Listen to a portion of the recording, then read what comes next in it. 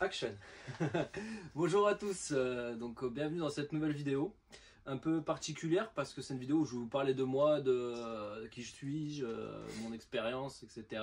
Comment est-ce que j'en suis arrivé là, enfin, bref, tout pataquès, j'ai envie de dire. Donc du coup, pour me présenter, je m'appelle Fabien Lefebvre, j'ai 30 ans.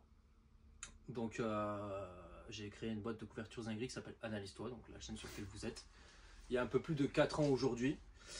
Donc pour revenir à moi, j'ai fait un parcours simple, hein, un CAP couvreur Zinger chez les Compagnons du Devoir, dans les Pyrénées-Atlantiques, à Gélos exactement.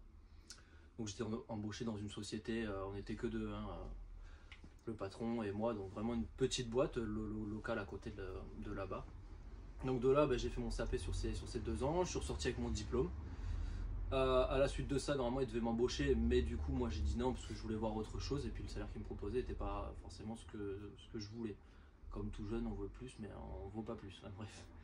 Donc, du coup, j'ai fait de l'intérim après, ensuite, pendant à peu près 6 mois, 1 an, toujours dans la couverture. Donc, j'ai fait de la couverture tuile, j'ai fait du bardage métallique, charpente ossature en métallique aussi. Donc, j'ai fait vraiment que de la couverture. J'ai pas vu forcément autre chose, ou très peu en tout cas. Et de là, après, j'étais embauché dans une société qui faisait couverture, zinguerie, isolation, un peu de tout, nettoyage toiture, etc., etc. Donc de là, sur cette société-là, j'ai vraiment appris beaucoup de choses. C'était une entreprise où tout le monde était très complet au final, on s'entraidait beaucoup. Donc c'était cool, je suis resté quand même 8 ans là-bas, je crois. Donc voilà, donc là j'étais embauché, j'avais 18 ans. Après, je suis venu assez rapidement responsable d'équipe. Et de là, après, j'ai fait mon petit train-train pendant les 8 ans. Et arrivé à 5-6 ans de société là-bas, j'avais envie de monter ma boîte. Mais bon, j'étais jeune et je savais pas forcément comment on s'y prenait, est-ce qu'il y avait des aides ou pas d'aides. Ouais, Les démarches à faire qui sont assez quand même, entre guillemets, complexes. Et puis au final, quand tu l'as fait, tu te rends compte que c'est pas si complexe que ça. Mais surtout, la chose qui me bloquait le plus, c'était le côté financier et surtout avoir le camion, parce que le camion en soi c'est quand même la base de la base quoi. Rouler avec sa voiture et avoir les outils dedans, c'est pas forcément le top. Donc ça a été compliqué pour ça. Et donc comment ça s'est passé? À l'époque, j'avais un véhicule qui était en location, LLD ou LOA, et je me suis dit bon, si je veux monter en boîte, il me faut un véhicule. Donc j'étais chez Renault, je leur ai dit écoutez, est-ce que vous rachetez mon véhicule? Ils m'ont dit oui. Et de là, je suis reparti avec un Kangoo, tout simplement. Donc pour ceux qui le savent aussi, mon CAP je l'ai fait dans les Pyrénées-Atlantiques, aujourd'hui je suis dans le Gard. Donc comment je suis arrivé dans le Gard? Et tout simplement du côté perso, voilà, j'ai dû bouger tout simplement. Et c'est de là que j'ai pris ma décision, après avoir quand même réfléchi très longtemps à monter ma boîte. J'ai dit si je déménage dans le Gard, je monte ma boîte quoi. C'était un peu l'élément Qui a fait que ça a déclenché le tout quoi. Donc une fois que j'avais le fourgon, hop, je me suis retrouvé dans le Gard, hein. Donc j'ai démissionné de mon ancienne société.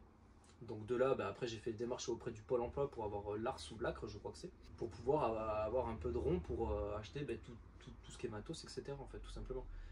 Donc j'avais le sujet d'une deuxième vidéo. Ouais, qui sera le sujet sur une prochaine vidéo. Ouais. Donc de là, j'ai créé ma société avec les petits sous que j'avais, j'ai fait des flyers, des cartes.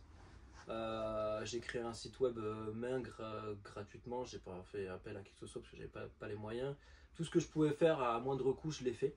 Faire de la pub locale, voilà comment a démarré ma boîte. Donc au début, on va pas se mentir. Donc là, je prends l'intro pour présenter Corentin. Bonjour à tous. Qui est salarié de mon entreprise depuis quelques mois. Tout à fait, ouais. Voilà, Corentin c'est mon frère en même temps, donc il a suivi, il m'a aidé dans pas mal de choses. À deux, on prenait le véhicule et puis on allait mettre des flyers à droite, à gauche et machin, et bidule. Donc il fallait quand même que ça se démarre assez rapidement. Moi j'ai créé ma boîte le 1er octobre 2019 et financièrement j'avais pas de quoi aller non plus jusqu'à l'année d'après puisque j'ai pris l'ACRE, donc j'avais pas de Pôle emploi en fait tous les mois. Et de toute façon, il fallait que je fasse comme ça, parce que le Pôle emploi que j'avais était d'à peine 800 € je crois, donc je pouvais pas subvenir à ce que j'avais besoin, quoi, tout simplement. Donc de là, on s'est bougé le cul, hein, clairement, et puis je m'étais mis sur une plateforme qui peut être intéressante pour ceux qui démarrent.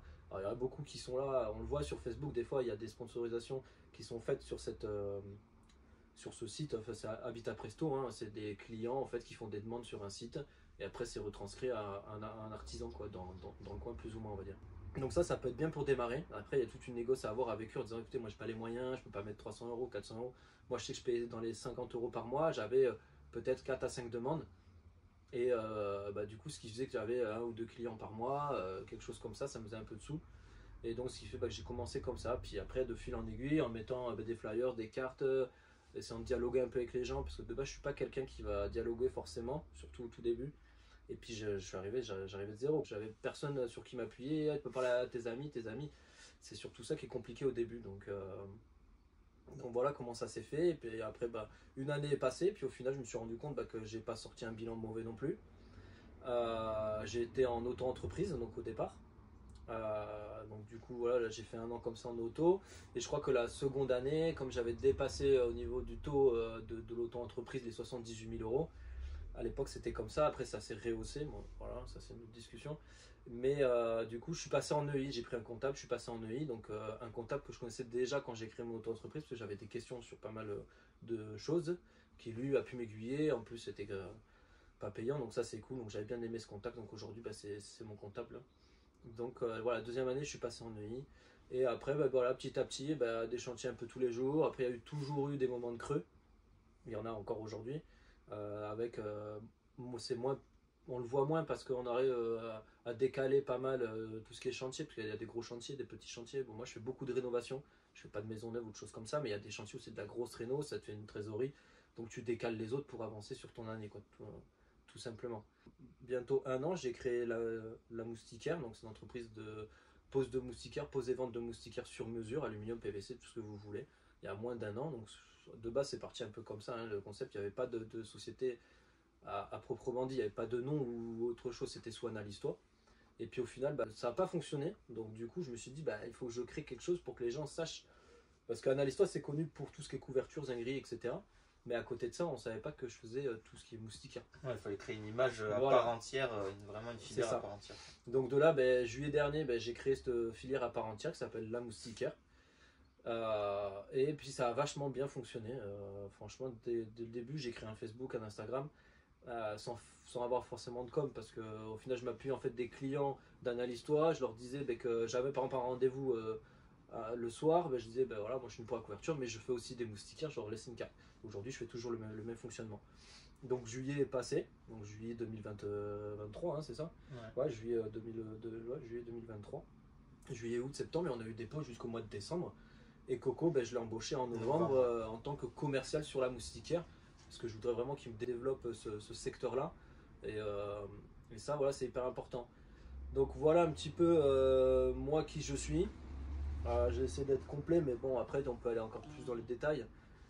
Mais je pense pas que ça vaut le pet. Je pense qu'une présentation comme ça, un petit peu, c'est sympa. Moi, ce que j'aimerais, je sais pas, mais aujourd'hui, j'ai pas les commentaires sur YouTube, ce qui est dommage. N'hésitez pas à aller sur mon Instagram, c'est Analyse-toi, et m'envoyer des commentaires si vous voulez, pour ceux qui regardent mes vidéos, si vous voulez un sujet précis. Moi, je sais que j'aimerais bien. Les commentaires, je vais regarder pour les mettre un ordre, tu peux voir les commentaires. Ça. Mais moi, j'aimerais bien, c'est faire une vidéo un petit peu de comment on crée une société, quelles sont un peu les peurs qu'on peut avoir. Surtout le côté financier, en EI, auto ou machin, ça je peux en parler aujourd'hui parce que je me renseigne beaucoup sur ces choses là, et c'est des choses qui m'intéressent, donc je regarde pas mal. Mais quelques pièges à éviter ou des choses comme ça qui peuvent être intéressantes. Moi je sais qu'il y a des choses que j'ai fait que j'aurais pas dû faire, et il y a beaucoup de vidéos, il y a beaucoup de personnes qui vont en parler, mais je pense pas, eux ils vont le faire à but lucratif. Moi aujourd'hui on va dire que c'est notre chaîne, mais on s'en fout, on n'est pas là pour faire de l'argent ou des vues, on s'en tape, c'est juste pour rendre service. Donc du coup voilà, je pense que j'étais à peu près complet. J'espère que ça vous aura plu, et puis voilà, en tout cas je vous dis à la prochaine. Il y aura une vidéo qui va sortir très prochainement après celle-ci sur les outils Parkside, parce que c'est des outils que j'utilise depuis un certain nombre d'années. Bon, en tout cas merci de me suivre, merci de regarder mes vidéos, et puis à bientôt.